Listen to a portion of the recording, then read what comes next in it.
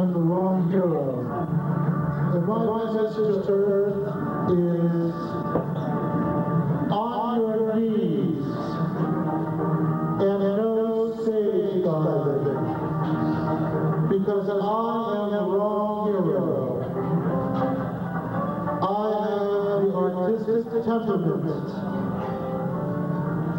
Now you may say it's a good thing for a world leader such as yourself to have the artistic temperament. But the last world leader who had the artistic temperament was Adolf Hitler. So, they didn't like my drawings of cathedrals. All gypsies report to the town square. I am the wrong hero. I am a secret lackey who everybody mistakes for a prince.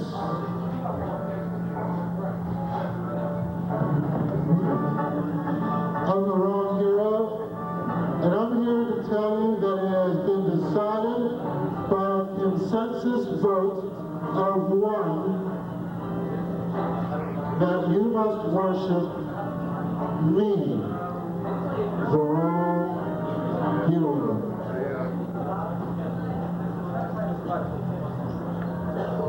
And here are 10 reasons for worshiping the wrong hero. First reason, the wrong hero exerts an uncanny hypnotic influence on all of you. And he wants you to forget he ever said that. Reason number 2. The wrong hero has a valid gun dealership license. Reason number 3. The wrong hero stands for lies, the status quo, and the Trilateral Commission. Reason number 4. His mask is the mask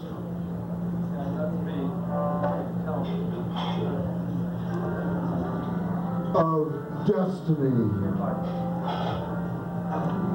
Reason number 6. Because you make me nervous. Reason number 7. Because I am a great alien with a supreme contempt for humanity. Because I have 20-20-20 vision and 3 eyes. Because, like Ross Perot, I have the solutions to all the problems I helped create. And the most compelling reason to worship the wrong hero. Like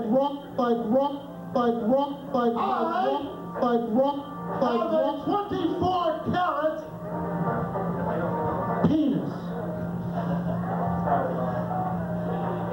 I'm the wrong hero, and a funny thing happened to me on the way to the Middle East. I attempted to interject a note of spontaneity and a tragic and ultimately pathetic attempt to make you think that I think of these funny things on the spot instead of working like a slave 24 hours a day, dreaming jokes in my sleep.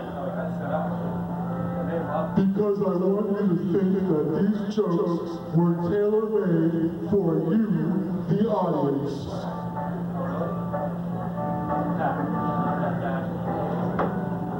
I'm the wrong hero, and my question is, put simply, what makes the Earthman laugh? For it is the ability to laugh that makes the flesh of the Earthman soft and tender.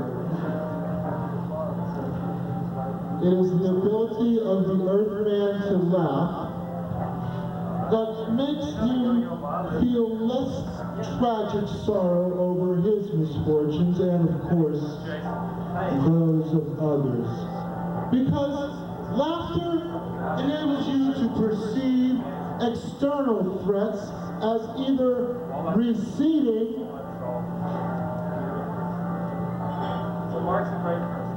or right up up in your face. No. I know you were nervous.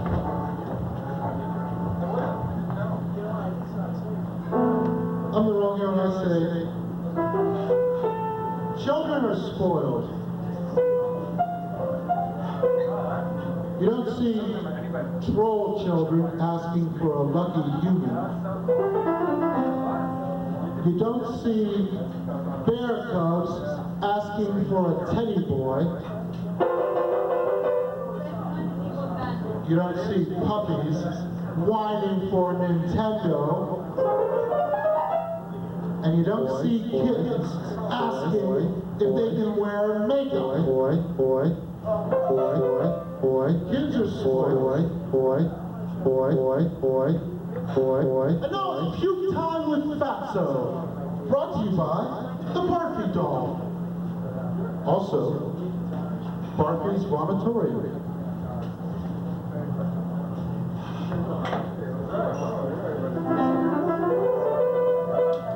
I used to make the wrong mistakes. Then I started making the right mistakes. Then I realized it didn't matter if they were the wrong mistakes or the right mistakes. They were mistakes I was saying, and I was screwed.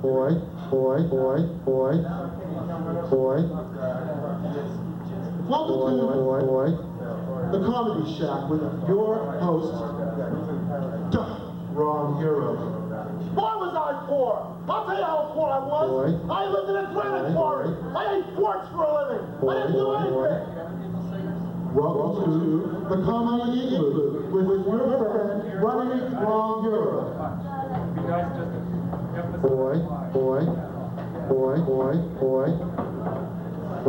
What's the matter with people? You got a collar or something? I'm the Wrong Hero. I come in hatred to destroy your earth colony. And it looks like you're doing a very good job. I sell Encyclopedia Britannicas to retards. That's my job description. And now, the Wrong Hero, detective.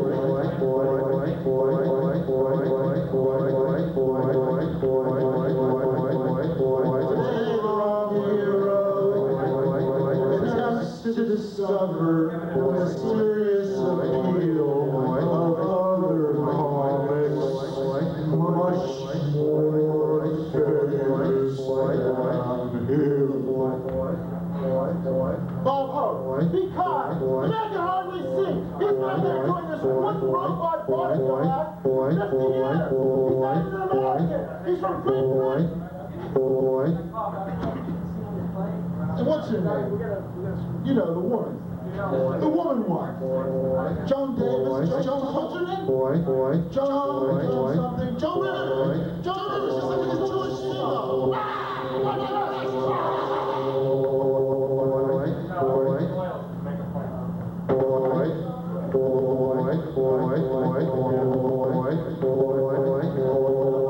Comedians are people who are too clumsy to be hairdressers. Because comedians and barbers are storytellers to the middle class. Yes, they're Crocker Barrel philosophers to the bourgeoisie. And that's why I come to your feeble, compromised planet to destroy your Earth comedy. And now, college value comedy.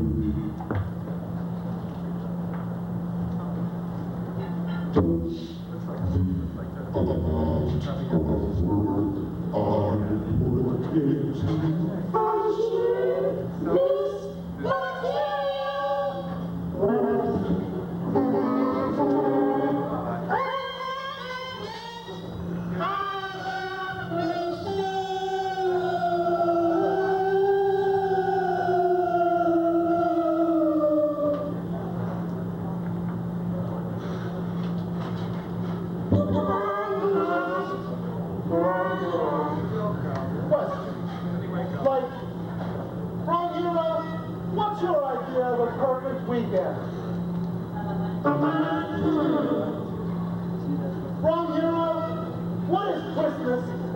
Christmas tree.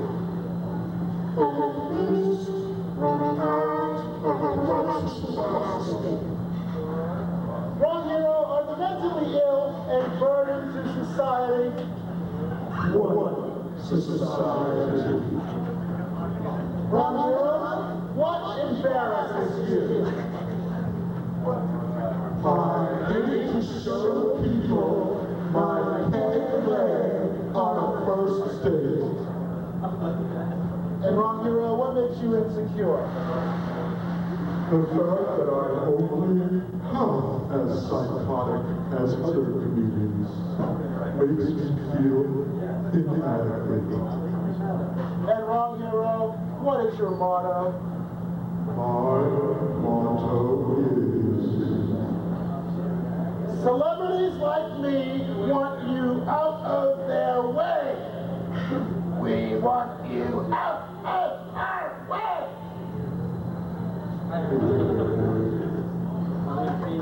And now let me tell some politically correct jokes. Why do elephants have such big ears? Answer? How can you be so cruel? Another one. Why do chickens cross the road? Answer? To escape the satanic poultry mills. And now for the precious Scooby-Doo. Because I'm the wrong hero. I'm a cross between Pear Ubu and Baby Huey.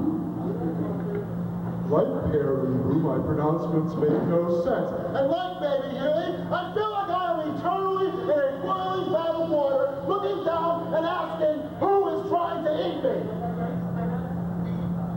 Okay. I'm the wrong hero, and you may not know it to look at me, but I am the author of several books. You make me nervous. You're evil, evil, evil. Oh, and I also wrote Compulsive Reading, which the New York Times called a must-read. Also, The History of Dust, which they also called a must-read. And now here's a question for you, brought to you by Transcendental Yogi Bear. Yogi, how come you don't have a bow tie like me? How come you have a necktie? Hey, boo, I have no neck. I'm the wrong hero. You've all heard of the trickle-down theory of wealth in the 80s. I represent the trickle-up theory of poverty in the 90s. Thank you. I did my homework. The assignment was, I love my cat, but the dog is. And I did my homework assignment. It was to make that treasure laws district. I came into class the next day and the teacher said, where's your homework? And I said, the homework ate a dog. Thank you.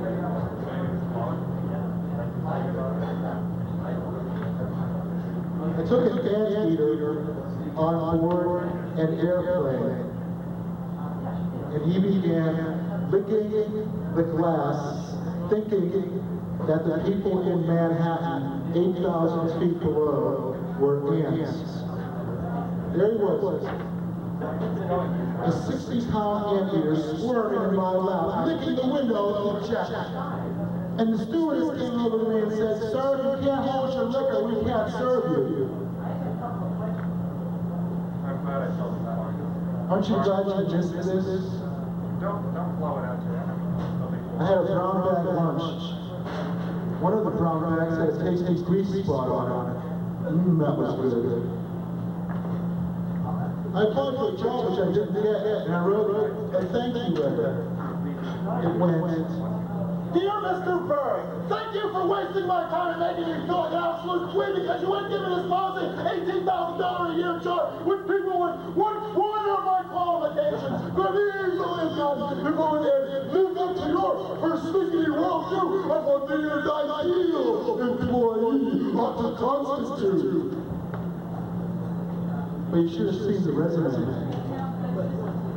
The resume went something like this. This is my resume, Mr. Fleischman. It's mine. Get your thought. Lazy, stupid, undereducated, greasy fingers off the playground through here!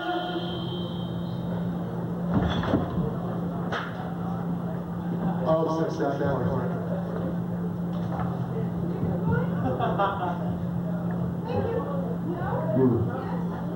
People say, wrong hero? I don't like your attitude. Wrong hero? You know, to get along, go along. A lot of people you'll find, wrong hero, don't appreciate your smart aleck, laugh it off, totally déclassé attitude.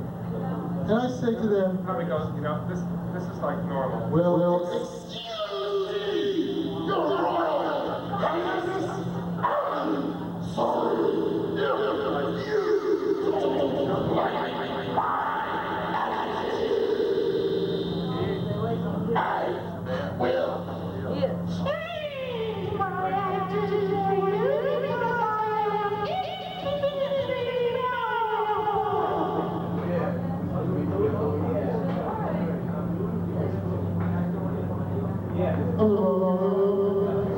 and I continue to break records wherever I go. It's all done. Does anybody have any records I can break? Yeah, on the beautiful print screen. David, you want to play piano?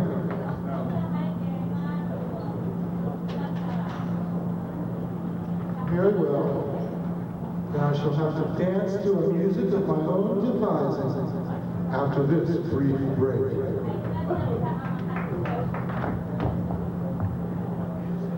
Brendan, phone call.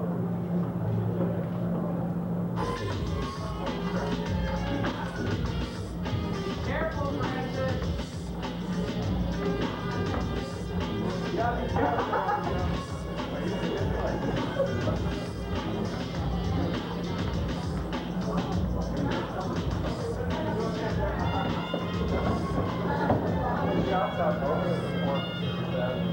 We've got a fall.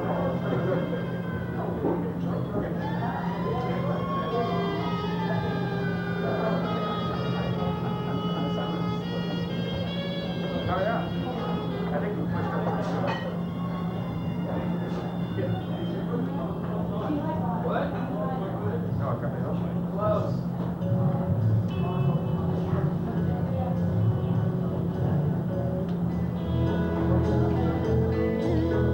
Welcome to Rostock.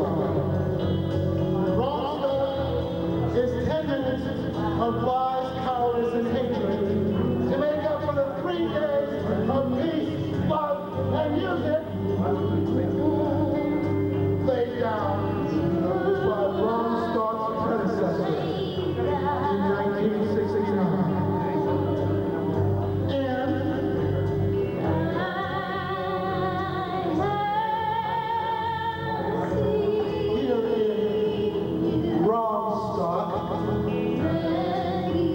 We're going to do a medley of the 100 worst albums of rock and roll.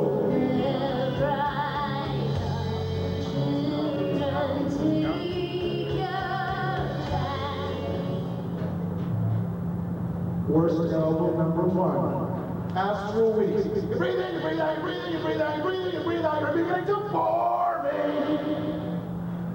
Sergeant Pepper. When I'm 64, this song is antithetical to all rock and roll. It's just English vaudeville.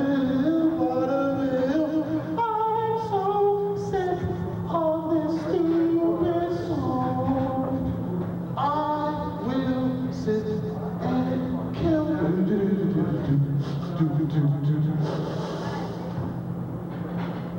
Patti Smith's horses. Wow, I stood there standing in the goalie hoop with my... Thank you. James Taylor. Damn this traffic jam. How I hate to be late.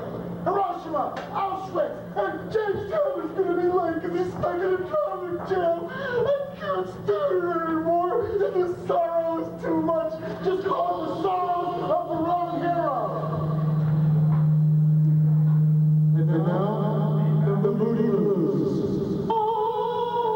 Breathe deep, the gathering gloom. Watch light fade from every room.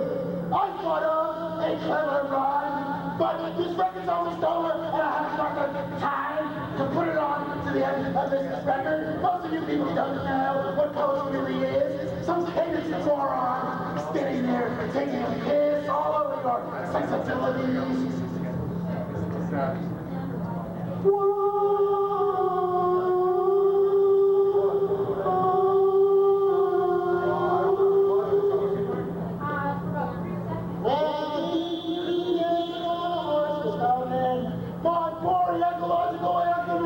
Drive you into the rain. They love me.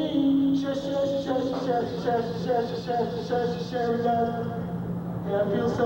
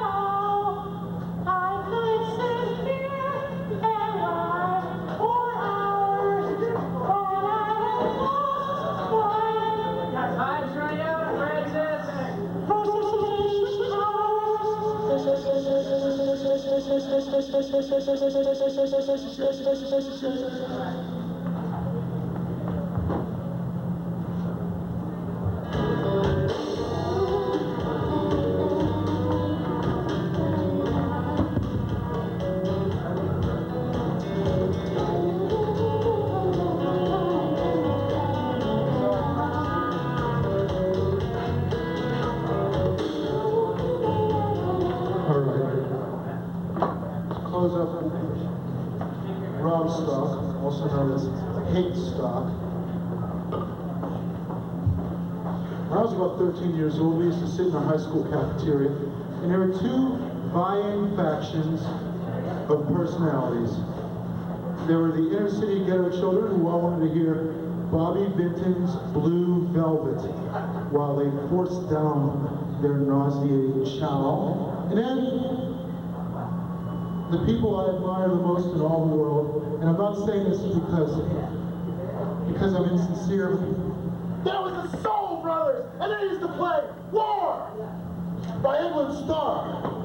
So at lunchtime, these two factions would fight for control of the tape player, and you'd hear something like this. 1, 2, she wore blue. What is it good for? Absolutely nothing. Say it on Sunday afternoon.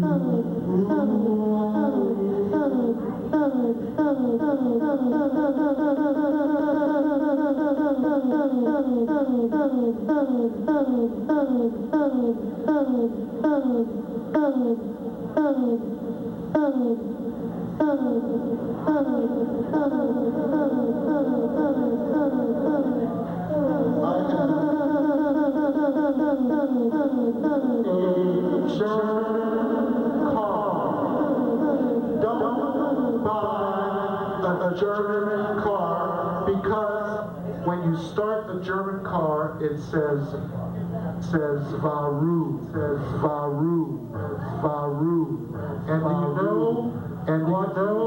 And do you know me? And do you know German? And do you know? Why? So every time I start the car, it's saying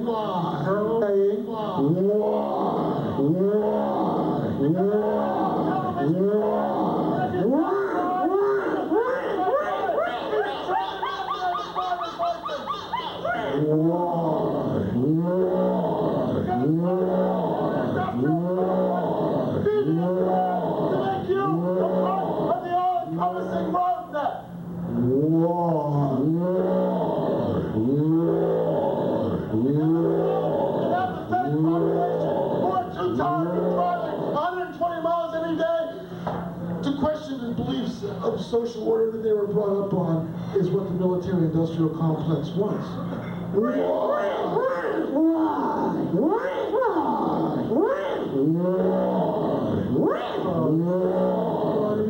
On the Joint Chiefs of Staff is a member of the Church of God, and they believe that the world is going to end in 1998 anyway, so why not further its destruction by gobbling up every single bit of material, non-renewable or not, and pouring it into a gigantic enterprise of manufacturing worthless robot slaves to transport people to their jobs, which help to feed the world.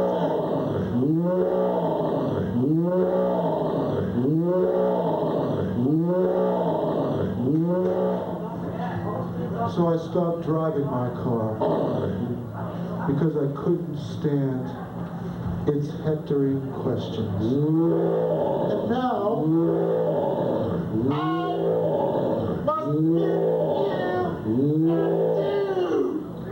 because you are beginning to annoy me. Because you make me nervous.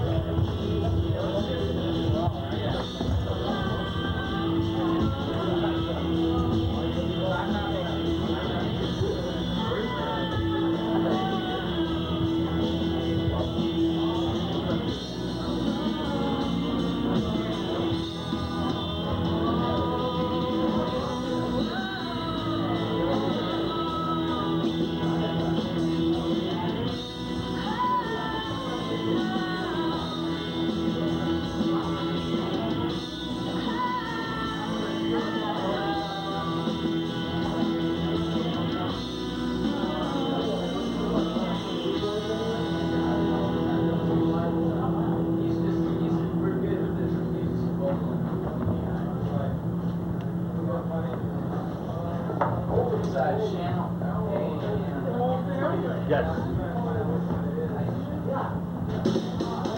Okay.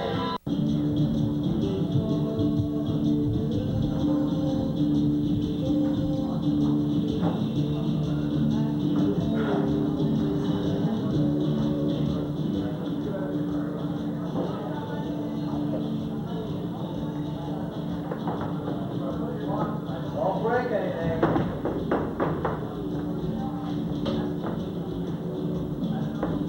I'm the wrong hero. And this is my history of America. It starts out with this line.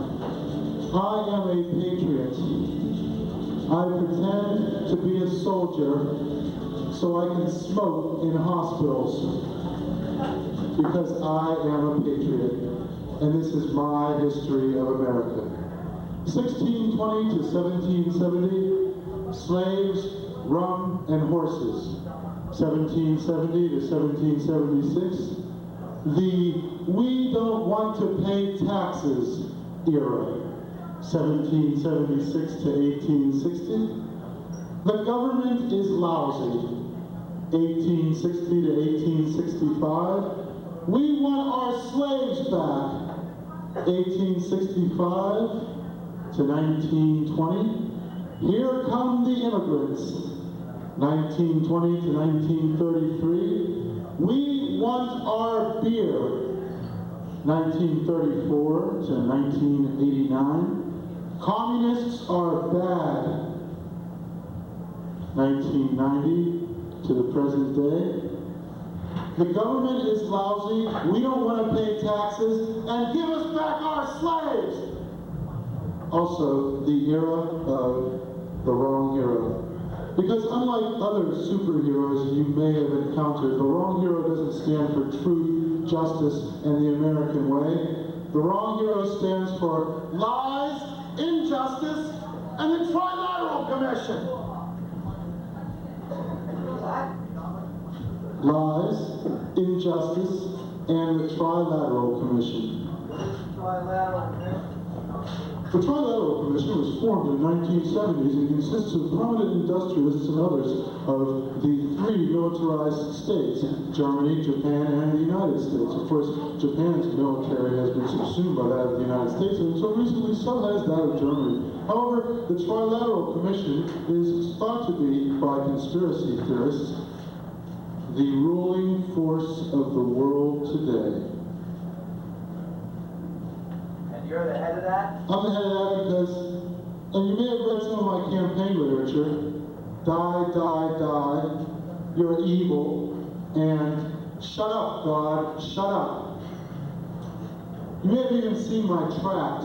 It's called Censor Me, I'm mediocre. How else am I going to be famous? I bought a car so I could give rides to all of my friends who don't have cars, but now that I have a car, I don't hang out with people that don't have cars, so what's the point? I'm the wrong hero, and I didn't make it in civilian society, but I tried. I wrote my resume, and it read, "This is my resume. It's mine, do you hear? Mine! Get your filthy, greasy hands off it! For I have seen you lurking behind the file cabinets, fondling gigantic sacks of greasy potato chips with an oracular owl on the front. I have seen you in the employee's bathroom, running your fingers over greasy French fries. It's my resume. I spent $20 to print it on this cream-colored paper. Get your filthy, greasy hands off it!" And now, a riddle. Why did the chicken cross the road? Because he wanted to discourage Americans from eating meat and contributing to the traffic in animal flesh, which is a gigantic death machine. Now here's another riddle. How do you know when you've had a successful party? Well, it's very simple. Multiply the number of intoxicated persons who have fallen asleep on your floor by the number of people who threw up on your nitrous oxide tank. Divide that by the number of patrons. There'd be nobody. Yes, at the party I gave, that would be a big fat 1. Thank you for supplying me with the all-important punchline. Otherwise, this story would be purposeless and have no meaning. It would consist of mere cant and rhetoric, but with the punchline. It would be compatible with the rest of your act. Thank you. It's ought. Some of you might recognize me. I'm the bad Samaritan. Who do you think beat up that traveler in the first place? In fact, I used to go around ancient Judea, hitting travelers and cows on the head with knobby sticks so that my brother, the good Samaritan, could go by and rescue him and get all the credit. But if it weren't for me, where would he be at, man? You always need a bad Samaritan. Now I'd like to talk about the sensitive and controversial subject of transmissions from Earth television which are picked up in outer space. This is what people from outer space hear of your Earth culture. Popeye cartoon. No, no, no. That man must be some superhuman god on their planet. And of course, the Lucy Show. Ricky, wow! This woman is obviously one of their demon seed. And let's not forget the honeymooners and the get-rich-quick scheme. Every fifth phrase out of Alice's mouth was, Oh, Ralph, it's not another one of those get-rich-quick schemes now, is it? in China, Get-rich-quick scheme. in Saudi Arabia, Get-rich-quick scheme. and of course, Lucky Charms. Harmless cereal dispensing elf or Sinister advanced guard for an alien force far beyond the capabilities of puny humans. Oh, it's the Lucky Charms. Time for me to save the rainbow for all the Earth children. There you go, my multicultural cartoon kids. Yellow stars, green clovers, pink triangles. How did those get in there? But no, you have stolen my Lucky Charms for long enough. Now it is time for me to reveal my true shape. Angry Charms. Marshmallow stars, the planet will freeze. You wrote this? Yes, I wrote it. I also wrote the Winchester Cathedral Band. It reinterprets all the classic rock hits in the mode of Winchester Cathedral. For example, I can't get no satisfaction. Whoa-dee-do-do. People say, Wrong Hero, why are you so negative? What do you like, Wrong Hero? What do you like, besides strangers handing you bottles of beverages on stage? What do you like? Somebody gave you glass, get back on stage. That thing ain't long enough. You're gonna make problems here. That's my role in life. Well, I like to go. Bottles, all the plastic bottles. I like to go to the repair shop because I got a license plate to read sucker. And when they see me walking next door, all the mechanics' tongues hanging out like this. Look, there's sucker. There's sucker. I want to give sucker an oil change. Hey, you take care of sucker. Be sure to charge him with no less than $200 now. I'm sure you can find something wrong. Here's a ball-peen hammer. Put a little hole in his windshield while he's out kissing him back. Because he's sucker. Yes, and I like to go grocery shopping. But the supermarket I go to is A man's supermarket. Shirted and shaven patrons will not be admitted. Condoms, aisle 3, 4, and 5. Inflatable love dolls, aisles 7 and 9. Atomic waste, aisle 15. Caged gorillas, no man can be without one. Aisle 1.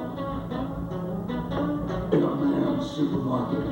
And I like to go to the stamp window in the post office and say, see this sign of the beast here on my forehead?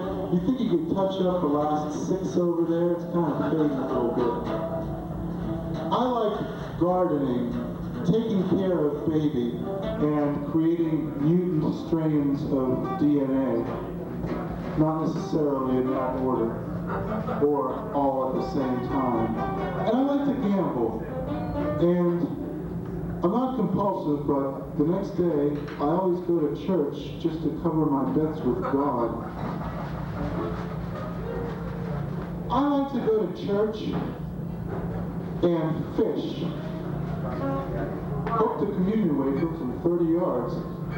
It was in the communicant's mouth at the time, but they forgave me because they were Christians. And that's what they're built to do. And I like to go to the Museum of Fine Arts in Boston, but sometimes the guard makes me leave my sword at the door, so I'm not tempted to put the sign of Zorro into the Picassos. I can't make head or tail of this. Shh. There, now it looks better. It's the thought that counts. I don't like to hug and kiss unless there's somebody there.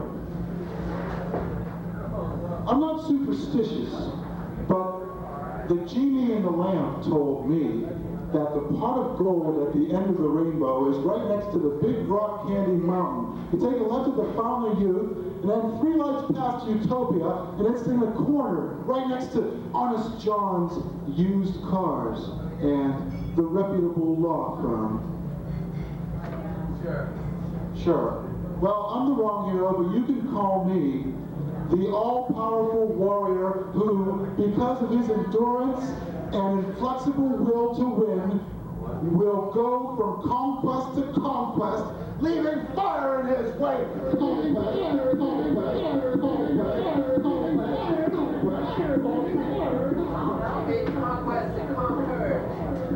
I'm the wrong hero, and I don't like the death penalty. I think we should call it something nice, like harvesting the psychopaths or putting the killers to sleep. Oh, and by the way, Ross Perot is Kilroy. I finally figured it out. Now, it's time for the Wrong Hero's pop culture segment of his History of America. For where would we be without shows like All in the Family, which is basically, now you've got to admit it, just the honeymooners for bigots, isn't it? I mean, instead of calling on the sewer worker, Archie gets to bash kites. Wonderful! Forms of prejudice that hadn't even existed when the show started came into being because of Carol O'Connor. There were no widespread pogroms against American Indians until Archie weighed in on the subject. And answering machines. I have an answering machine. It says, "You have reached the sound of death. At the tone, you will be sacrificed, for you have dared to disturb the slumber of the Supreme One." Who's the Supreme One? Well, it ain't Diana Ross. Good luck. I don't know the way down there, but... You know, back in the 1900s, people used to roll down Niagara Falls in a barrel. But here in the 20th century, we just send astronauts up into outer space. I like to do my impression of an astronaut during re-entry. That's why I was like,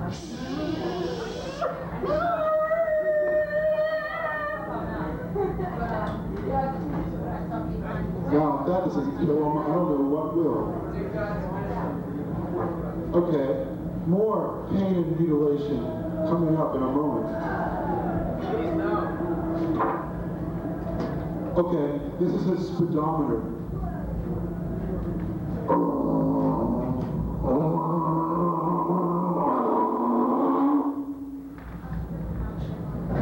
I can't go faster than 78, because, you know, not done. Would that it were, puny earth mortal.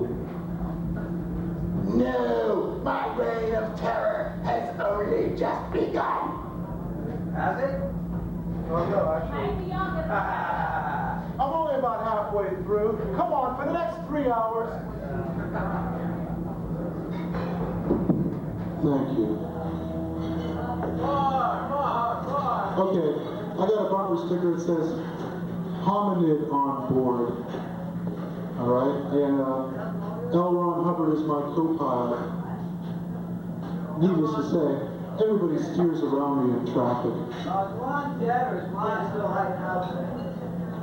I admire the Beach Boys because they invented that unique mutant strain of American popular music called Acnipella.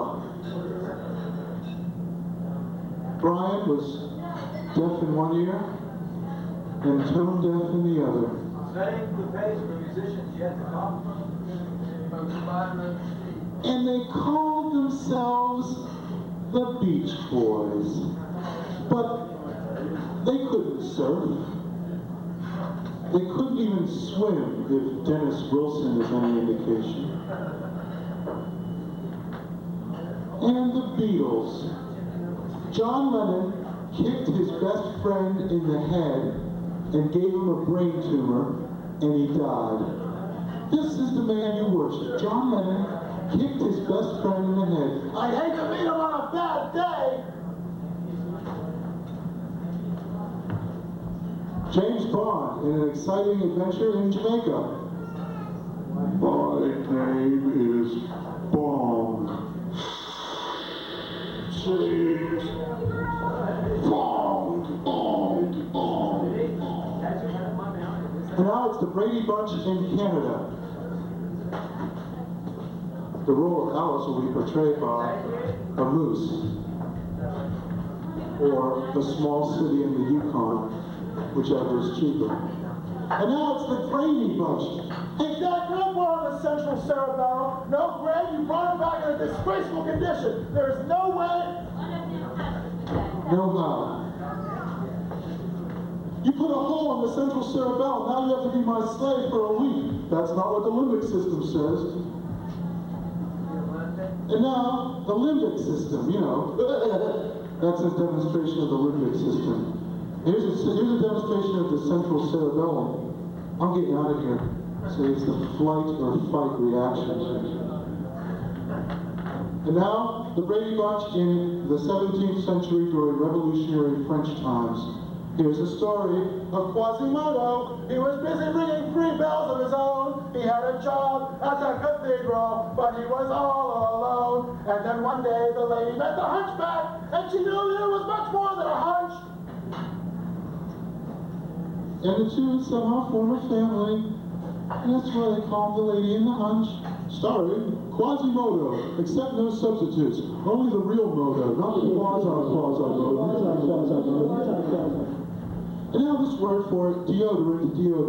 Are you going out with somebody who doesn't bathe? Deodorant removes the smell of your deodorant. Also, by dual soap. Dual soap. If you use it, I'm going to kill you. If you don't use it, I'm going to kill you. You have something about that? Oh yeah, I had something about that. And also, ionized soap.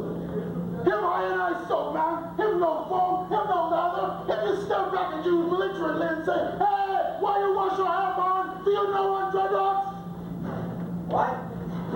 Sorry. Dreadlocks, you know. More enunciation. Oh, okay. Enunciation. I went to Euro Disney, and I smoked hash with Goofy. And he said, the faces of the tourists, which are twisted with greed and querulous rage, form an endless source of fascination to me.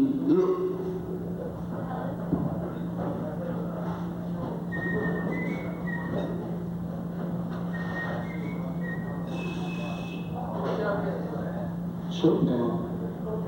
The Chopin you are about to hear is real. Only the certain chords in the composition have been changed to protect us against liability for copyright. The story you are about to hear is true. Only the names of the sick, twisted, evil forensic pathologists who spend their days embracing dead bodies, looking for clues for our police state to hunt down. The sociopath. Thank you. I just had to get that off my chest. And what about Bob Dylan? As long as we're in pop culture, are there any Bob Dylan fans? Yes, I remember you booed him at Newport.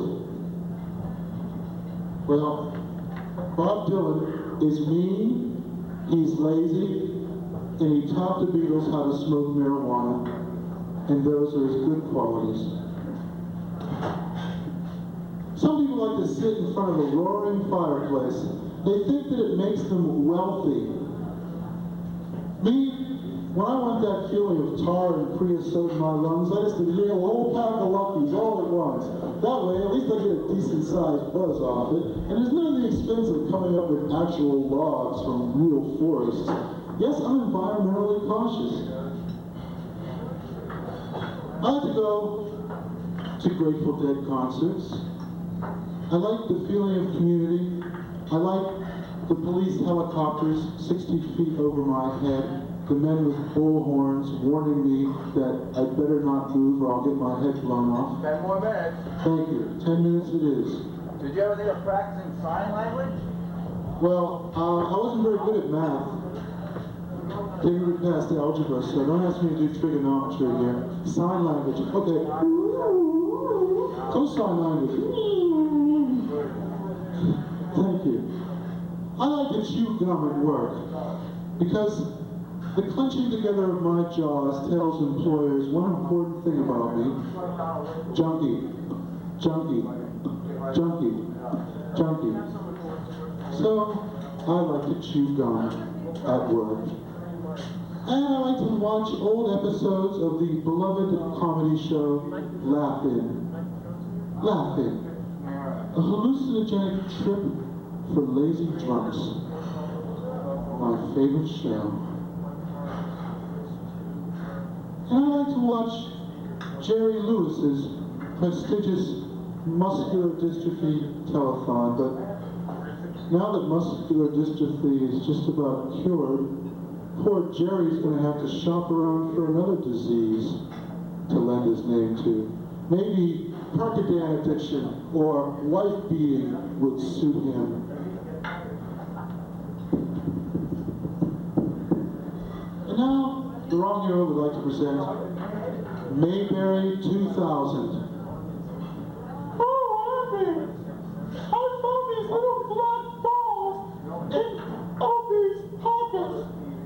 Them ain't little black balls, ain't B, that's opium. Why do you think we call them Opie anyway?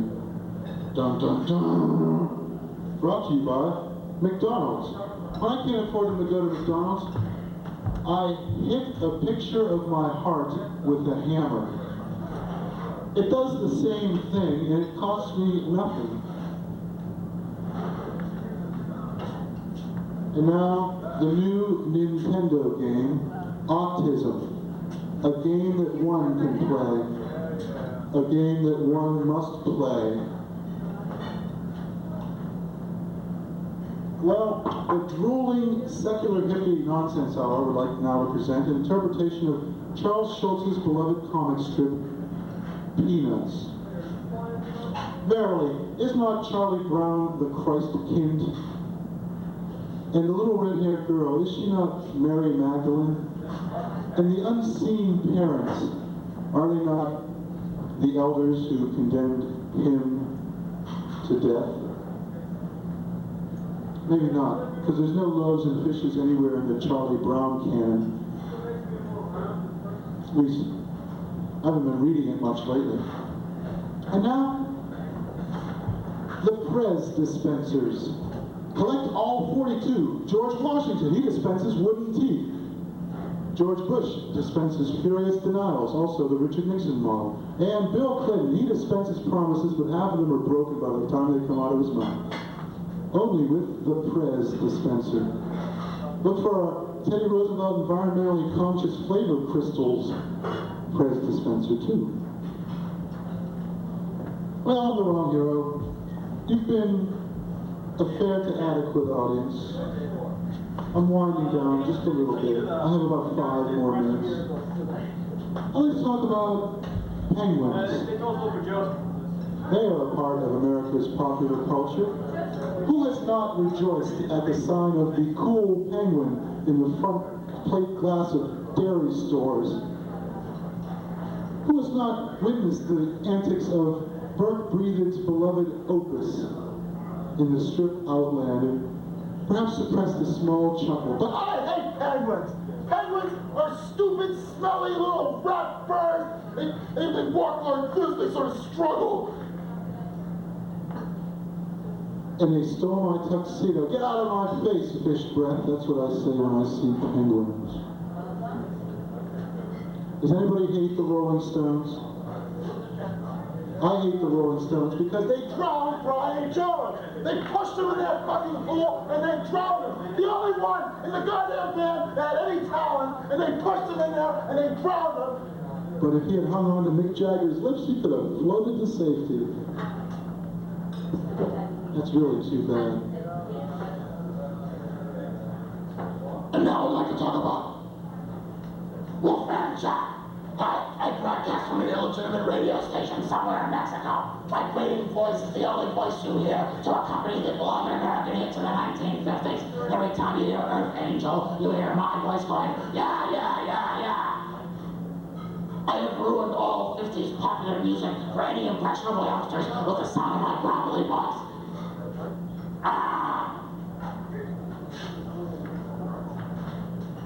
And now my sensitive award-winning impression of Bruce Springsteen as Lush. Who'd you say you are? I'm Bruce Springsteen, baby. Oh yeah? You don't look like Bruce Springsteen to me. Prove it. Tramps like us, baby. I've never been so insulted in all my life. How dare you call me a tramp? And now it is time to present the Ed Sullivan Impersonators Contest. Yes, my impersonators will talk in a robotic and wooden fashion for the next 60 seconds. Our first guest, Bill Cosby. Well, hello, Ed. Our next guest, Topio Gigio. The reason I like to have Topio Gigio on the shoe is because he makes me look animated by comparison. Being a wooden puppet. Ed Sullivan gone bad. Our next guests are the amazing Flying Walendas. I hope you lousy German chiselers rot in hell. Here they are, the amazing Walendas. Boy, you've been pretty amazing. Is this stupid? There's almost nothing I like better than coming out here, talking to you folks, even if you don't necessarily know. You got 2 minutes, come on. Thank you. Thank you for this. Yes, there's nothing I like better than coming out here and talking to your folks, except one thing, and that is, I like to go to Weight Watchers meetings and leave chocolate-flavored farts in the vestibule. Sort of like what I've been doing here on stage. Yes, chocolate-flavored farts may be déplacé in some swank cafe, but In my world, I am God. and you are beginning to bore me. You make me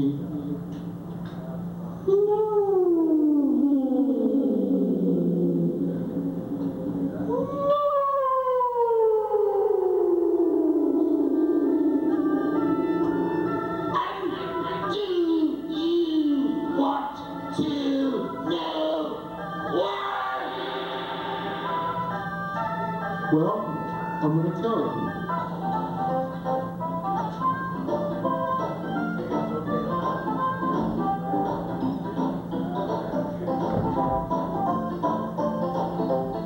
Because you're evil, you're evil, you're evil, you're evil, evil, evil,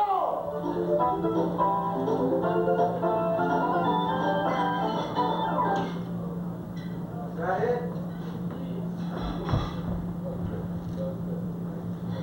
Francis, why don't you jump off the stage?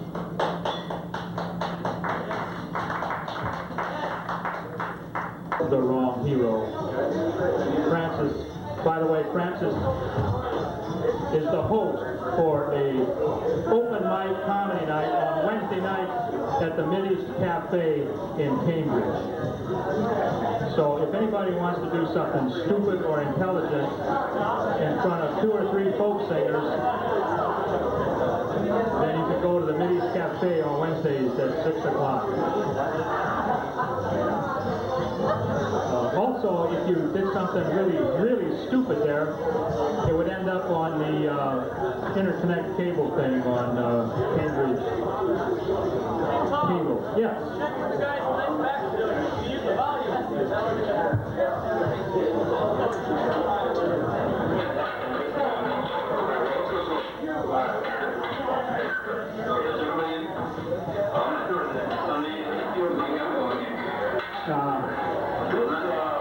person's going to be up here will be Francis DiMenno as the wrong hero.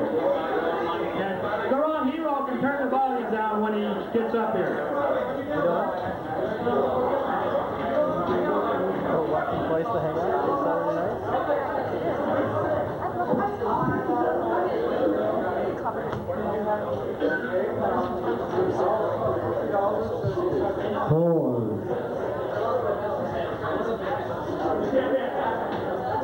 Hello. I'm the wrong hero with a very important message about manic depressive syndrome.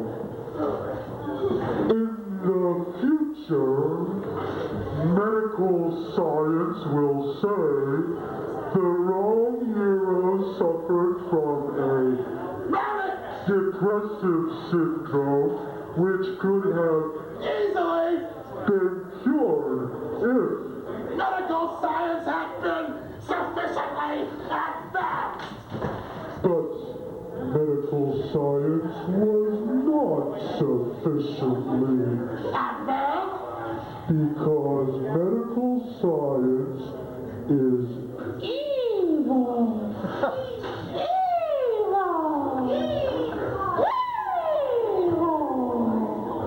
Question. Is there anybody here who is an artist? Yeah! Is there anybody here who is not an artist? Yeah! Do you have the artistic temperament? Yeah! Well, you know, sometimes we sit around thinking, gee, wouldn't it be really great, wouldn't it be really groovy if, I know you kids use this language, if all of our world leaders had the artistic temperament? But think of this, the last world leader who had the artistic temperament was that little old sign painter, wallpaper hanger, and portrait maker, Adolf Hitler. And so, what happened was something like this. So, you do not like my drawing of the cathedral? All gypsies report to the town square at once. That, my friends, is the artistic temperament. Well, I can see that I am beginning to bore you. So I would like to do my impression of a speedometer.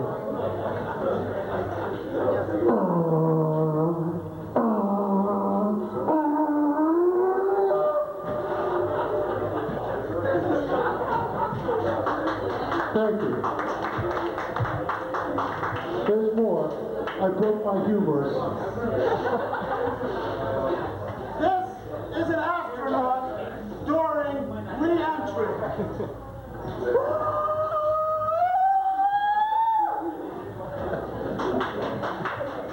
Thank you. I broke my tooth. Now I would like to acquaint you with the volumes in the Wrong Hero Library. If someone would be so kind as to turn down that poker game.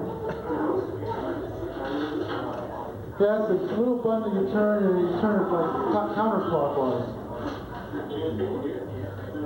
Great. Hey, you're swell. Well, the first volume of the Wrong Heroes Library is When Giants Learn to Dance, a lot of dwarves get crushed, And you can't pay me enough to clean up after it. Thank you. I got a couple bumper stickers.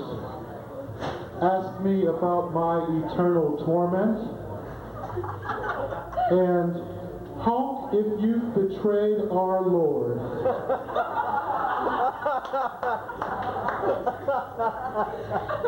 I have a hard time holding down a job. I have a hard time getting a job. Maybe it's because of my resume. My resume reads something like this. I am the wrong hero, and this is my resume.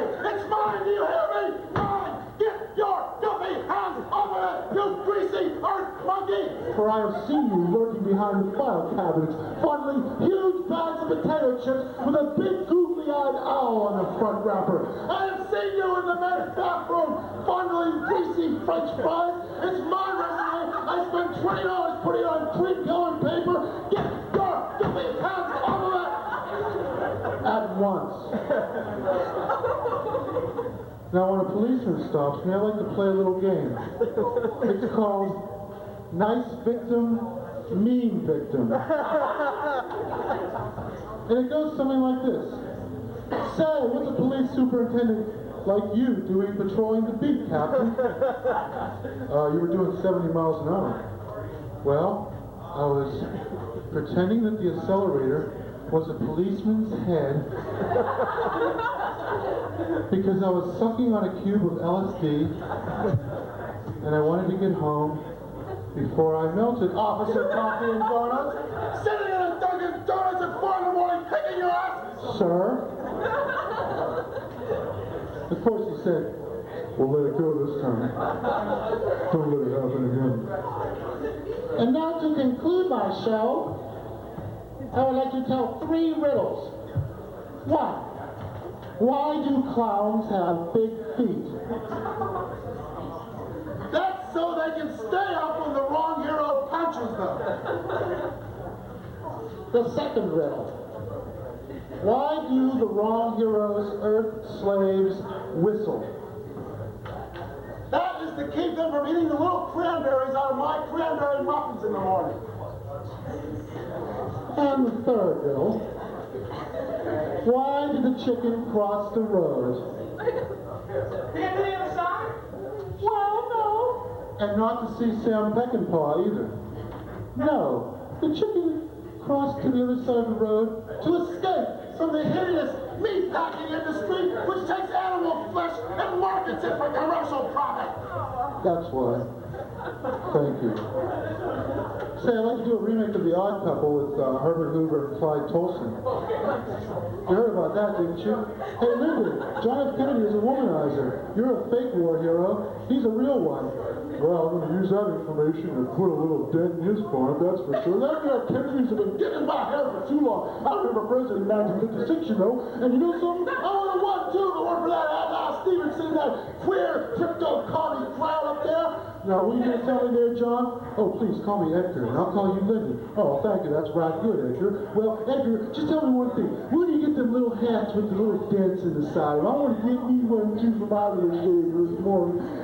Well, actually, Lyndon, I was here to discuss something very important. There has been some talk of replacing me as the director of the FBI. Well, son, if you make me president, I'll tell you what I'm going to do. You can be dictator for life for all I care.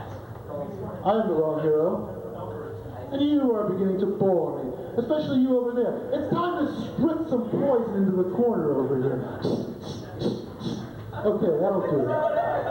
You are beginning to bore me because you make me nervous.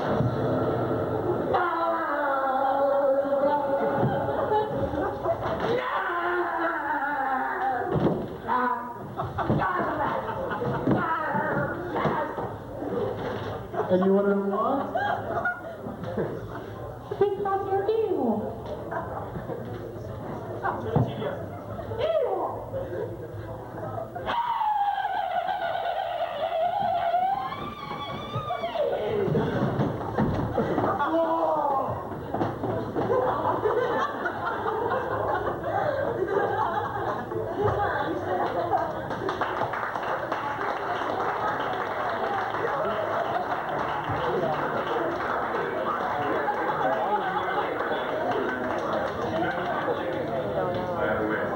That was the wrong hero.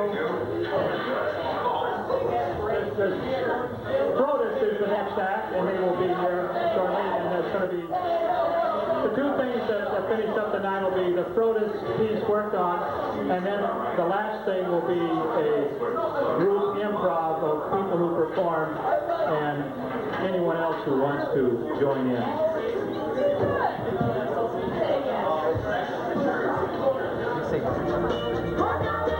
I'd like to present a man now who really needs no introduction. The one, the only, the wrong hero.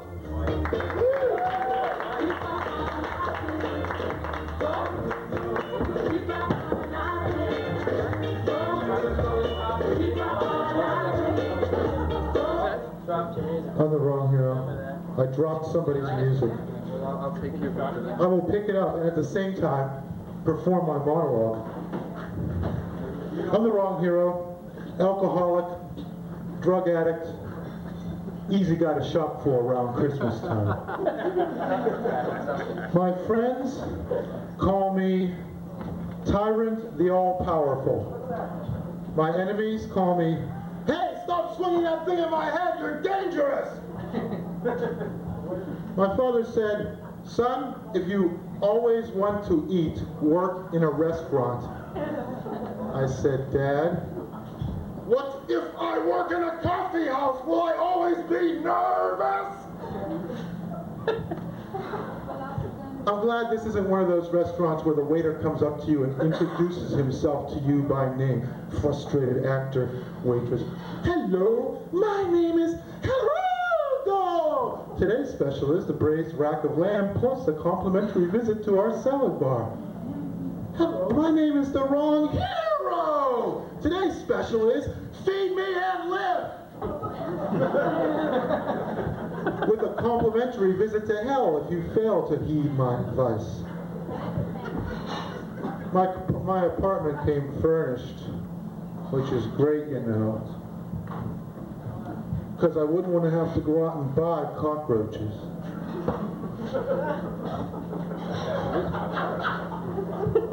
Yeah, the apartment smells like cat piss. And the hell of it is, I don't even own a cat!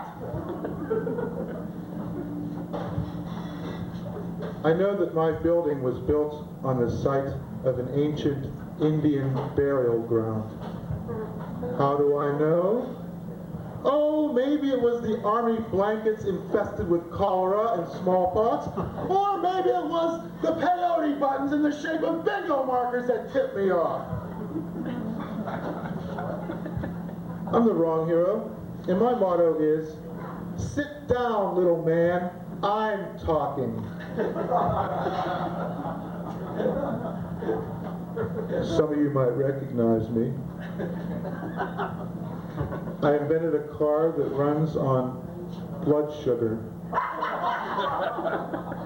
Of course, you might not recognize me. I lost 300 pounds on the drive from Albany. Lucky thing I picked up that hitchhiker. The reason I picked him up was butter wouldn't melt in his mouth, and I was eating an ear of corn at the time.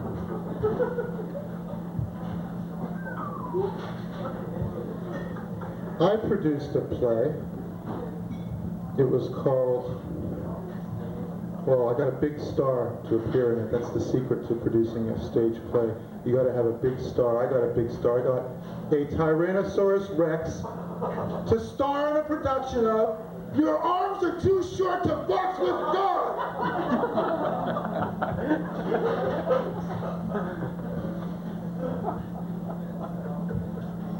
This segment of The Wrong Hero is brought to you by Moxie. It tastes the way I feel. And by the penis. Made for a woman, but men like it too.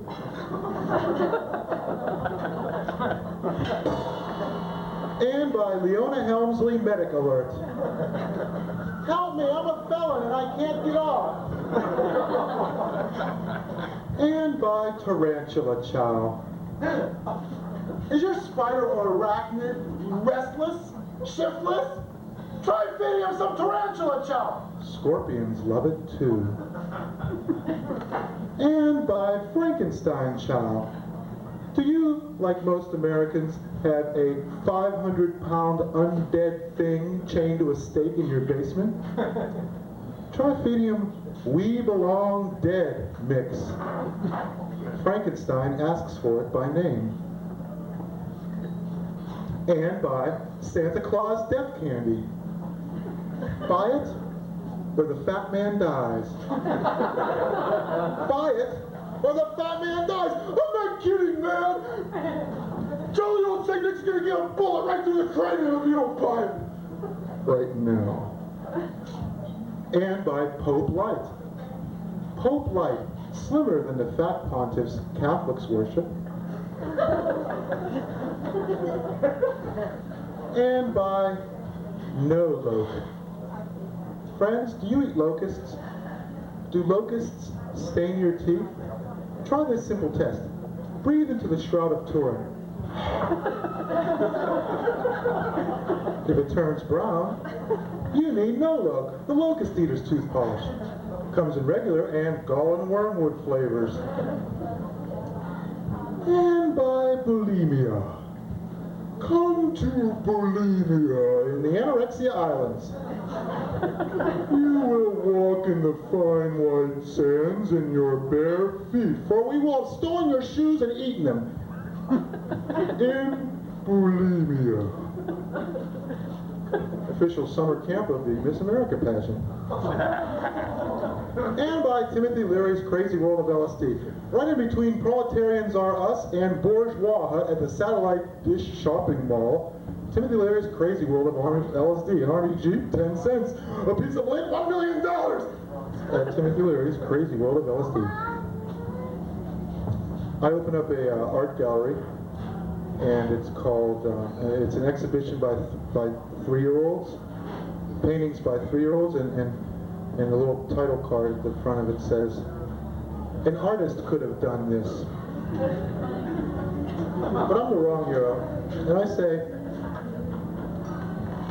listen to that, ethereal eldritch strains, you know? Art is stupid, and life is long. I am referring to Art Linkletter and the game of life, which he heartily endorses. What doesn't this man endorse? Electric chairs? Alzheimer befuddled altars? Sit in these antique rocking chairs. Sell your valuable chairs and buy our cheap recliners.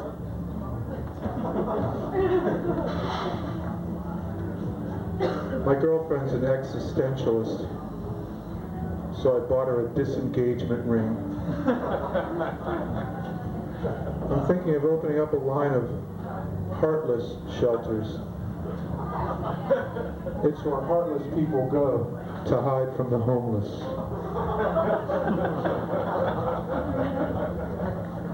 In my way of thought, I follow the great Greek philosopher Centipodes. He had 100 legs. I have one. An apple cleans your teeth. So does a hand grenade. Try this simple test. Bite into a pineapple. Mmm, good. Now bite into an apple. Mmm, good. Now bite into a hand grenade.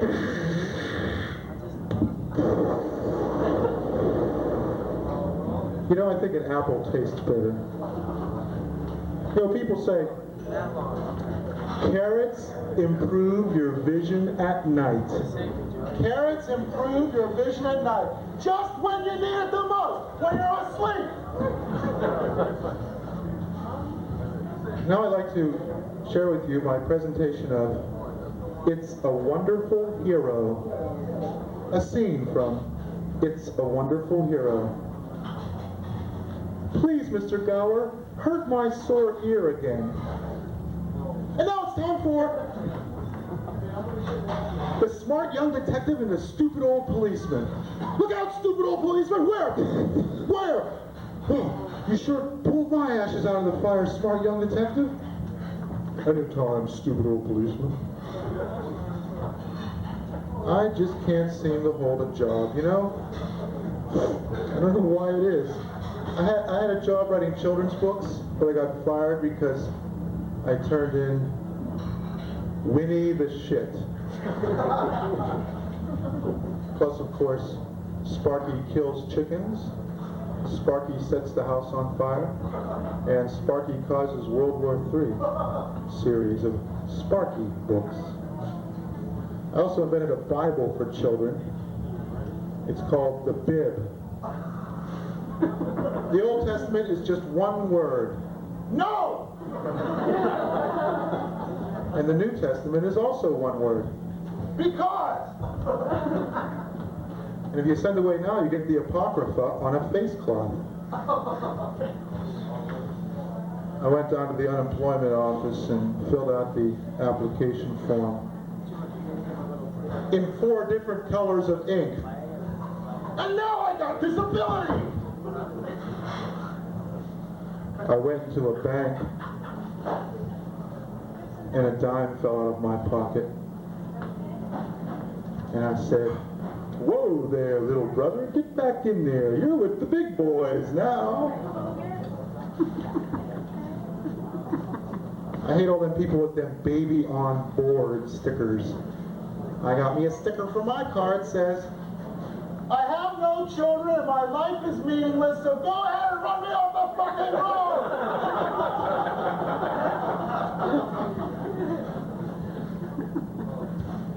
One time I was driving along on the Southeast Expressway, topical reference, and I saw a charming old grandpa with one of them battered, wrinkled up old brown hats that only old folks wear. And he had a bumper sticker on his car, and it said, "Ask me about my grandchildren." So I ran that old man off the road. Because my car had a bumper sticker that read, "It's not your grandchildren who do 40 in the passing lane. It's you I want to ask about."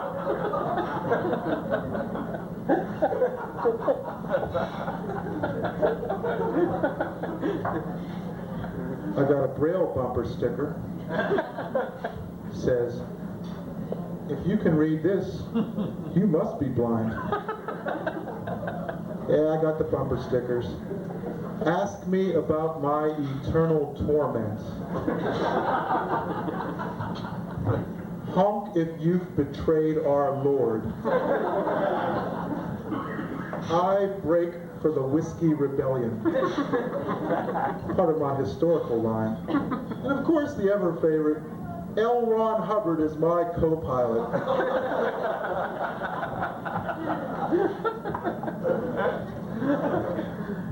I had Jesus over to my house. You know what he did? Gave away my coin collection. Walked up the shower nozzle. Left his face on all the towels.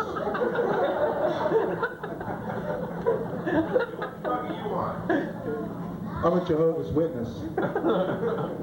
One time a Jehovah's Witness walked up to me and said, "Friend, do you know what the most important book of the Bible is?" And I said, "Well, that wouldn't happen to be the book of Revelations now, would it?" I'm sorry, I know you're all Jehovah's Witnesses. I apologize. I'm writing a book, it's called Huckleberry Finnegan's Wake.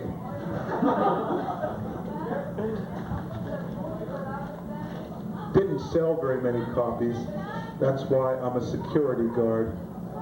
One time, a man came running down the hall yelling, "Guard! Guard!" And I said, "How would you like it if I walked down the hallway yelling, 'Victim! Victim!'" That's the first time I heard that Mary Sylvan peal of laughter emanating from the back of the room. It sort of went something like, beautiful. I want to hear more of that. Because my motto is, "Silence, earth meat, the master speaks." It's that too, little man. Now sit down. I turned in my, no, it's a shalaber actually. It's somebody who, yeah, Tim here is going to collect money for me after the show. No. Well, yeah, because I'm the wrong hero, and or anybody else he'd collect it on my behalf. But since I'm wrong, everything I say and do is wrong. I'm always in the wrong place at the wrong time. That's because I'm the wrong hero. And I handed in my resume. And my resume says, "This is my resume. It's mine. Do you hear me? Mine. I have seen you behind the file cabinet eating greasy French fries and potato chips. It's my resume. Get your filthy hands off of it. Earth pig."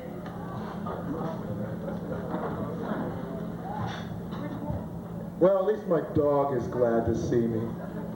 My dog jumps for joy every time he sees me.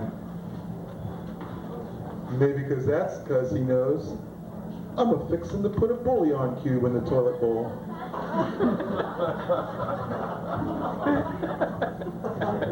You know, my dog used to drink out of the toilet, but I broke him of that filthy habit. Now he pisses in the sink. It was a bad influence on the children, so we got rid of the children. And we celebrated the dog's 21st birthday. That's 3 in human years. It was his 21st birthday, so I gave him a special treat. His very first beer. And you know, he got so excited he ate the cake, he ate the candles, but not before setting the house on fire. So we live in the forest now. And you know something? That darn dog still eats better than I do. Oh, and there's a little postscript to this story. The dog turned on me. He took me to small claims court. Okay, thought I'd throw that in. I'm the wrong hero, and I don't wear a tie, but when I see a funeral procession go by, in silent respect to the deceased, I pull my shirt up over my head, just in case he might have some communicable disease that I might catch.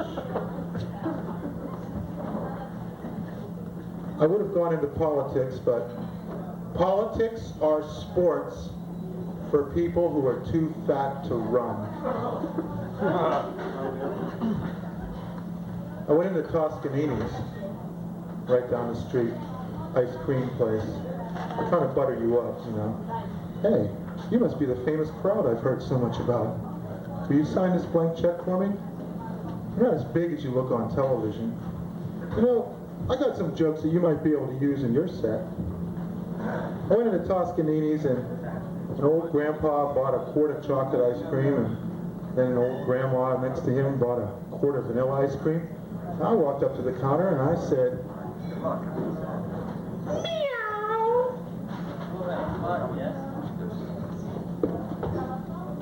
Are there any children here? Oh, children of a larger growth, perhaps. Well, I have some advice for the children. You might want to pass this along to your own young one, or nephew, or niece, or what have you. It goes like this. Kids, stay in school. We don't want you around here. And you know, I think we should end all the senseless violence. I think we should have some sensible violence for a change. And you know something else? Everybody else always ruins it for a few assholes. And you know something else? You don't need drugs. Give them to me. Because I used drugs in college. But I only used them several 100,000 times. And I smoked crack in college. But I didn't exhale. I think they should legalize LSD, and I'm going to lobby 100,000 hours a day until they do. I think they should legalize heroin, and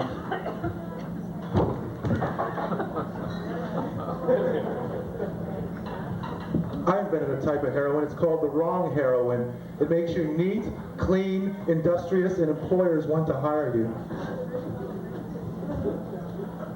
One time I was driving along, doing 70 miles an hour. Nothing wrong with that.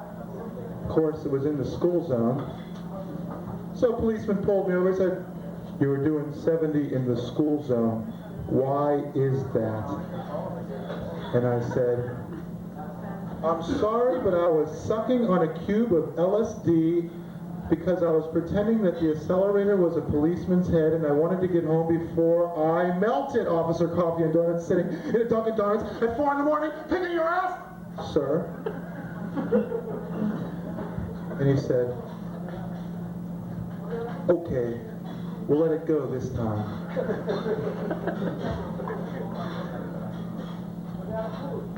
Got some presents for you. Van Morrison, Wavelength. Anybody want it? No. How much will I pay you? That's how much I'll pay you. Well, bye-bye, Miss American Pie. Oh, you want it? You want it? No, great. You sure? Please. Starry, starry night. What else is on here? Does anybody remember any other song on here? By the waters of Babylon. Everybody, we lay down and wept for thee, Zion. Oh, we remember thee, Zion. Come on, American Pop. You're gonna like this. Knew you'd like that. Yes! Prince, Purple Rain. Anybody want it? Purple Rain? Nobody wants it? Purple Rain. You, I want to die for you.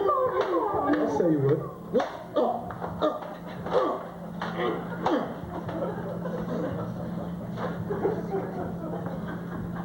That's not sick, that's funny. The contemporary composer in the USA. Hey, I know, let's grab the kids. You know, the youth market, let's aim for them. Yeah. Morton Subotnick. The kids will go wild. Morton Subotnick. Donna Summer. I'm keeping this. The Rolling Stones. Some girls. You know, Brian Jones was the only one that had any talent in this group. And they drowned him. They drowned Brian Jones. Well, you know something? If he had hung on to Mick Jagger's lips, he could have floated to shore.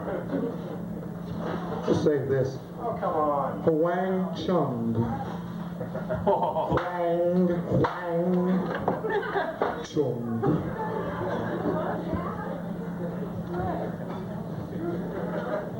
You know, when I'm driving, sometimes late at night, the other cars start to sound like animals. That big diesel truck coming up behind you.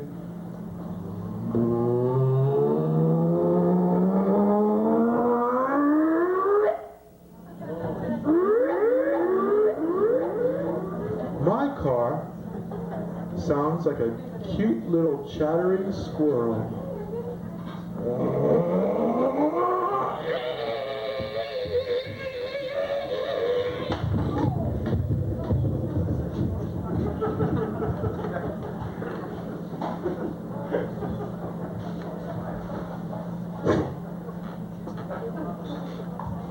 Because my car is a German car. It's a Volkswagen. Does anybody here own a German car? Rent? Borrow? Well, here's the thing about German cars. When you start them up, they say, Warum.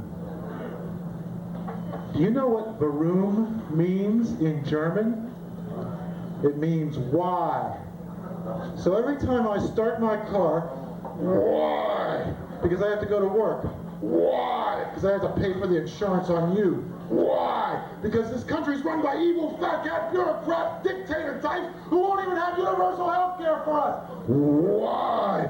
Because the electorate's IQ is the level of a 12-year-old, because nobody's encouraged to read history or study Tacitus. They're all sitting around smoking cigarettes and watching the Wheel of Fortune. Why? I don't know, maybe because there's no God anymore and they have nothing they can believe in or have any faith or security, and even their own families are in danger. Why? Stop asking me so many goddamn questions or I'll run you right off a cliff. Just like I did with Superman's car. I borrowed Superman's car and drove it off a cliff. But it was in its Clark Kent identity at the time. And it wouldn't turn back into Superman's car until I closed my eyes. I'm the wrong hero.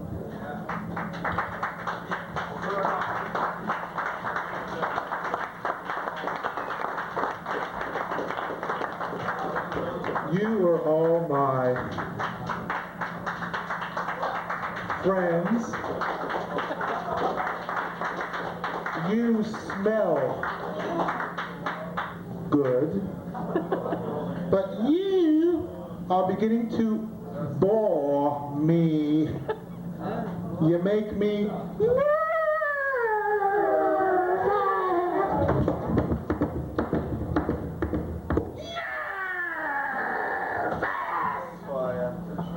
And do you want to know why? Because you're evil.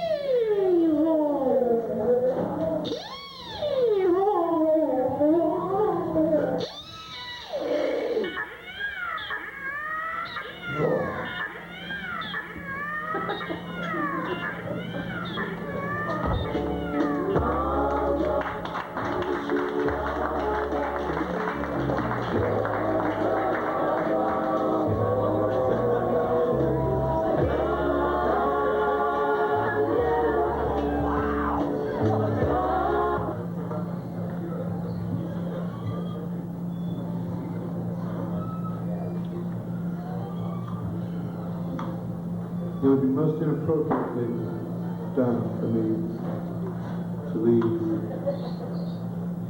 without mentioning 3 little words.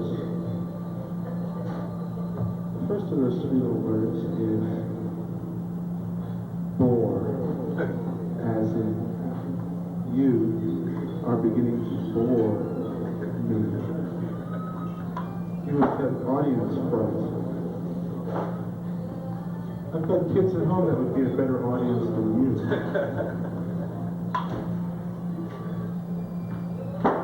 The second word is nervous, as in all beginning to make me nervous. And the third word, and most avoided, boys and girls, is evil, as in, and I'll demonstrate the use of all 3 words. You are beginning to bore me. You make me nervous.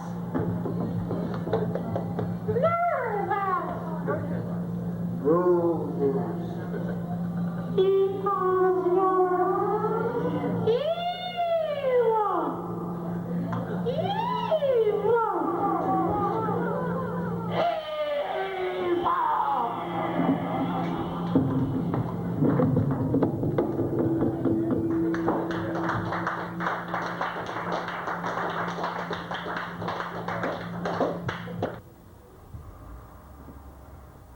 The following is an interview with Luke Gons of Red Tomato.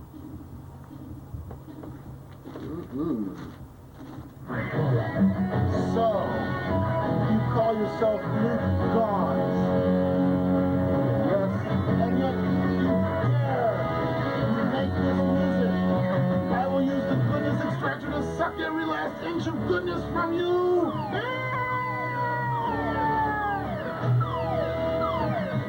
Well, that certainly didn't take long. Now you are one of my evil minions, and you will obey my every request, starting with...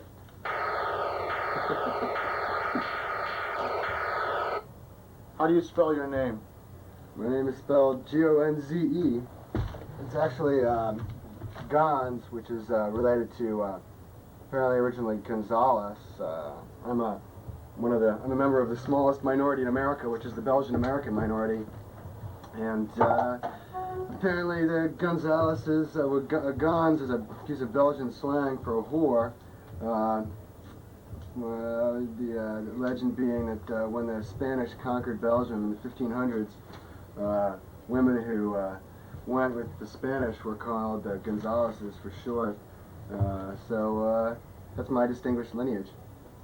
It's all a lie, do you hear? I hear that Belgians killed German babies during World War I. Well, it was only their fondness for having German babies in their waffles that made them do it. They couldn't control themselves. That's another thing. Bill Clinton, the only foreign policy experience he has is eating at the International House of Pancakes. Well, so what? No, that's not the right answer. The goodness extractor. Now, what is the correct answer? Okay, well, as a good liberal, I'm obliged to defend Bill Clinton. No, that's the wrong answer. Now you're a conservative. This woman. Oh, no, you want my hair. I have nothing to do with that. What you told Callie the other day to make her call me and Afraid of what he's going to do. He's going to raise taxes for us rich people, and he's going to... I'll restore you back to your normal self, such as it is. So tell me about all the lousy bands you were in before Red Tomato.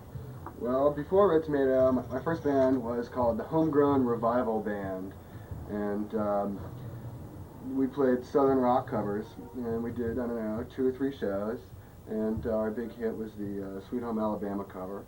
And after the Homegrown Revival Band, I played in a bluegrass band called the Swamp Stompers, and that was a total failure because I was a lead vocalist, and my lead vocals were, you know, even more abysmal than they are now.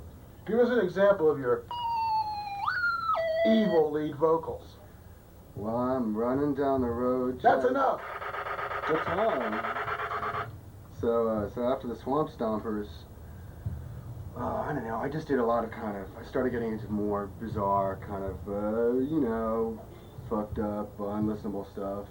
And then I moved to Boston to play with a friend's band, and we didn't get along very well, so I was, you know, quickly booted out of it, sort of Steely Dan sounding band, which is What was good. the name of this band?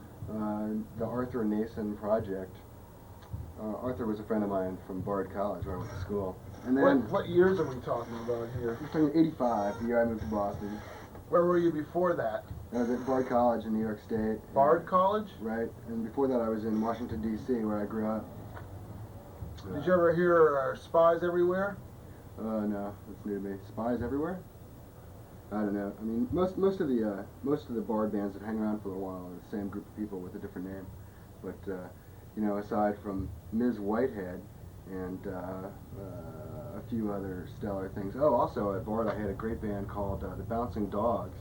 That was it's just a pure improvisation thing, or we'd, you know, start with kind of, you know, I had a friend that I used to communicate with really well musically. We would do really good jams just by, you know, totally going out in space against each other and doing everything we could to avoid being coherent in any way. So we only did one performance, but it was a really great sort of Happy Flowers-ish kind of thing, really satisfying. And what year was this?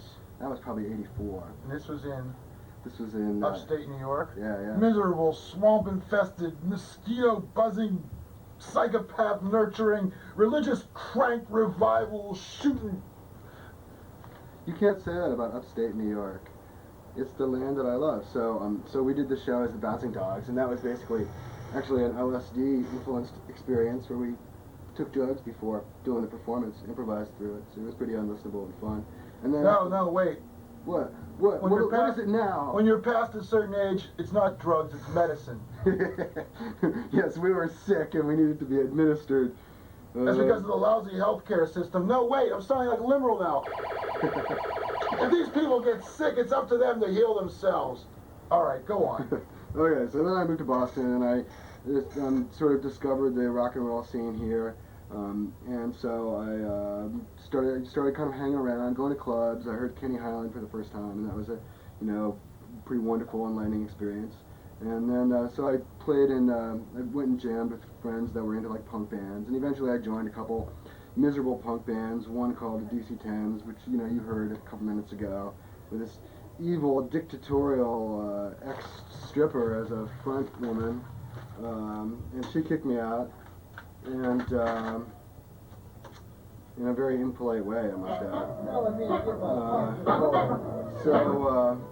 So after the DC-10s, I don't know, I went and played in another band called Fur Vault with the bass player from Sob Story and a good woman drummer, a little bit a little bit difficult to get along with, but a really good sense of beat. And but I was still a pretty bad songwriter and singer at that point, so that didn't really pan out. And what point was this, 1986? I was probably 87, 88 by then. And then after Furvault, I started working on Uncle Foamy. And actually I discovered, at that point I sort of discovered melody, which is, a major turning point for obvious reasons. People could get into my stuff and find a way in. Were there people from Vegetarian Platter and Uncle Foamy? No, the guys from Vegetarian Platter are friends of mine from Washington, D.C., like guys from my block that I grew up with. And the guys from Vegetarian Platter were in a band called The Plants. They're very nice plants for all of our nascent rock lives as teenagers in D.C. And they're very nice plants for this incredibly friendly and wanky garage band in the midst of this sort of punk explosion in D.C. So actually, you have no connection whatsoever with Vegetarian Platter? Yeah, I mean, I jammed with them a couple times. And, they took the time to teach me the songs, and then I played at the show. So they're more like your mentors, but not the mentors. I think that's fair to say. Very well. Whatever happened to them bums anyway? Well, they're living in New York now. They had a band called the Home Fries that was actually fairly successful. And then Andy and Joe, started fighting. I mean, they always fight. I don't know. They've been like best friends since they were 5, and so they go through periods of, hating each other. And in one of those periods of hating each other, they broke up the Home Fries, even though the Home Fries were doing good. So now Andy is like living in New York and being a schmooze beast, and a very able one, and Joe's working for NPR doing radio stuff. Why don't they get a new logo anyway? This is National Public Radio. I can't stand it. Why can't they come up with something really good like, yeah?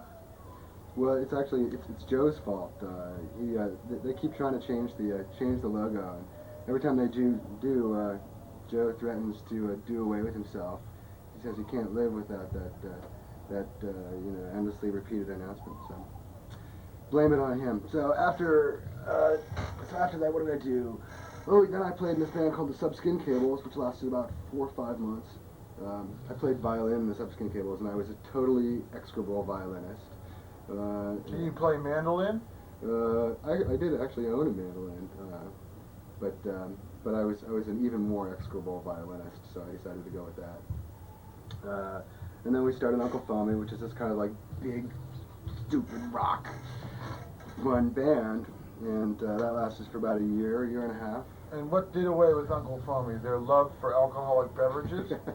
Well, our fondness for alcoholic beverages notwithstanding, our bass player took off, and we had a hard time finding a new bass player. We got this other guy who was a real schlep. It just didn't work out, and the band wasn't really taking off and flying in the way that we wanted it to. So actually, I quit the band, and since I started the band, that pretty much effectively caused it to cease existing. But at the exact same time, I pretty much converted it into Red Tomato. Took the drummer. Tony, our guitar player, was still kind of mad at me for busting up the band, so we're friends again now, but at the time we weren't really simpatico enough to get in the band together. So it turned out that just John the drummer and myself, started Red Tomato, and we asked my roommate Kristen to join. She's a good singer, has a good sort of sense of musicality, and got her to do the bizarre percussion stuff. And that's the birth of Red Tomato.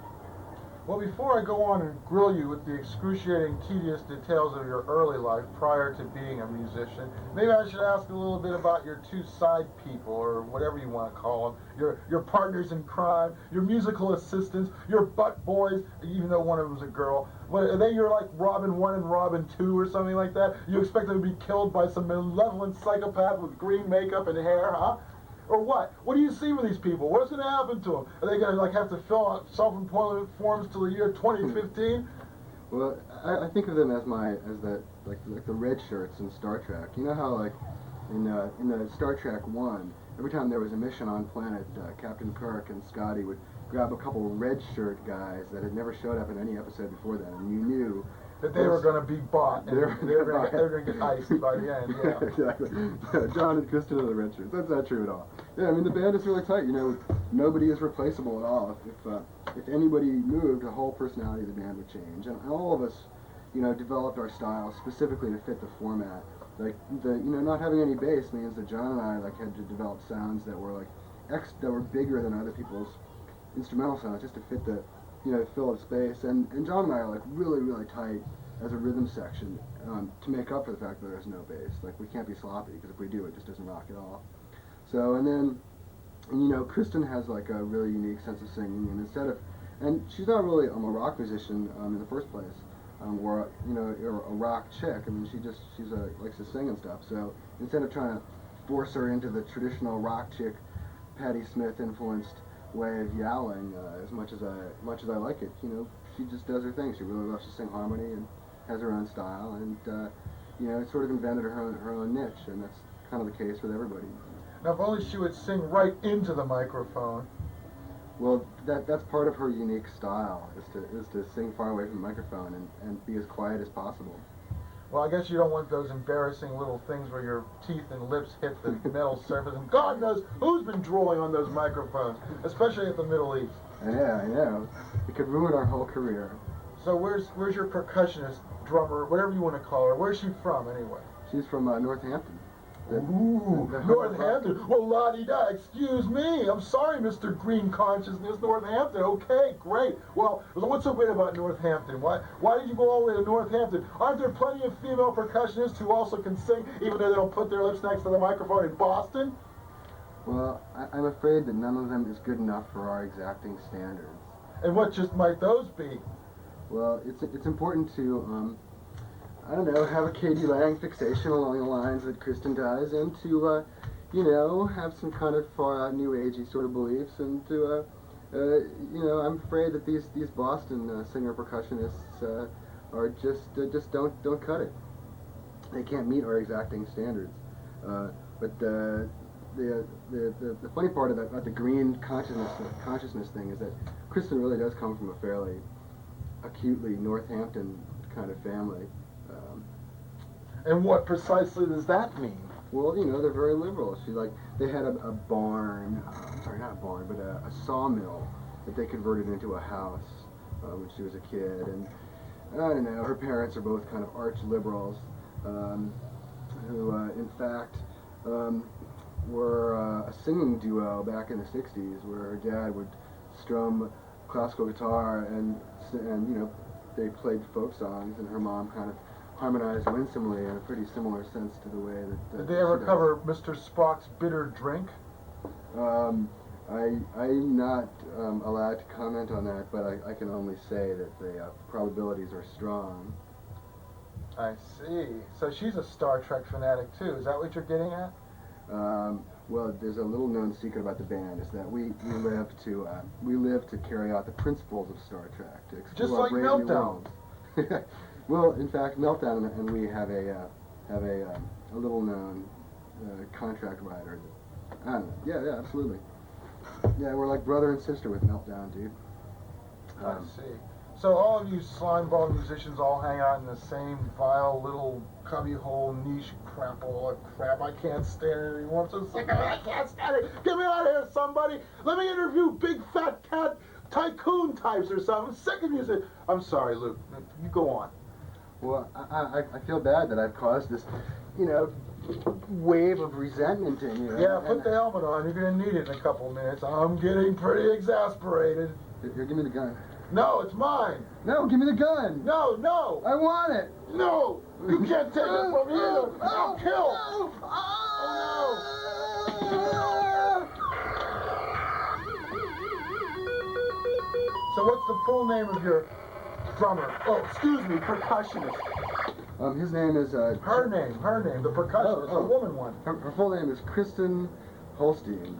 Well, you know how important it is to spell her name accurately. Holstein? That's it, that's the one. Okay, and what about the other guy? The guy who plays drums, John Hanley, his name is spelled Jon, because actually I think it's Jonathan. Oh, okay, one of those people, huh? Yeah. Has to spell his name different, has to stand out from the crowd, always wants to rock the boat. I understand perfectly. And how do you spell his last name? Hanley? Hanley. Actually there's 2 Y's and two L's. Oh, okay. Yeah, and there's a silent X at the beginning of it. So it's actually spelled X-H-A-N-L-L-E-Y-Y. With one of them little upside down exclamation points at the end? Yeah, that's You're not really Belgian. What are you trying to say? I'm trying to say that it's all an incredible imposture, and not one word as you said has been true. It's God's truth. I am the only Belgian American in America. But there are a couple other Gonzes here and there. Now wait a minute, what about John Belushi? Wasn't he from Armenia or something? Wasn't that the most obscure minority? I don't understand. I'm the wrong hero, and I am a minority of one. All of the special benefits should go to me directly. So what you're trying to say is the rest of the world is mad, and it's you who are sane. No, the rest of the world is sane, and it is I who am mad, I alone. Ooh, so what you're trying to say is it's the rest of the world who are angry, and you're a force for benign loving. Well, let's see. I'm trying to decide whether I'm an infection or a cancer. You make the call. Yes, I don't know if I would like to be forced to choose. All right, then tell us more about John Hanley, you useless sacco. So John comes from Mahanoy City, Pennsylvania. How do you spell that? M-A-H-O-N-I-N-G. Yes, actually, it's M-A-H-A-N-E-Y. Oh, okay, right. Wait, like waiting for Malone? What? What is this, the bags or something? I'm from Pennsylvania, although I never admit it to anybody. Where are you from in Pennsylvania? Pittsburgh. All right. McKeesport. Castle Shannon. Is that like Pittsburgh proper? Pittsburgh. It's all Pittsburgh. Yeah. Pittsburgh's just an enormous, gigantic, sort of festering embolism on the consciousness of the country. Yeah, well, Mahanoy City is this kind of, it used to be like a coal mining area, and actually I know about it because I went up there with John and... Western or Eastern Pennsylvania? I don't know. Central? What? I don't know, it's like... You don't know, it's a 300-mile wide state. It's either like 300 miles away from Philadelphia or it's like 30 miles from Philly. What? I don't know.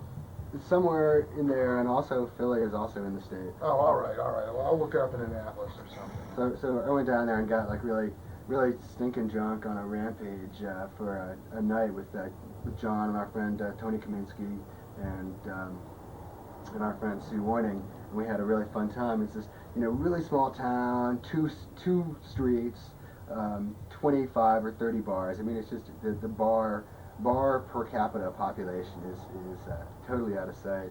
And one bookstore, an adult bookstore, of course.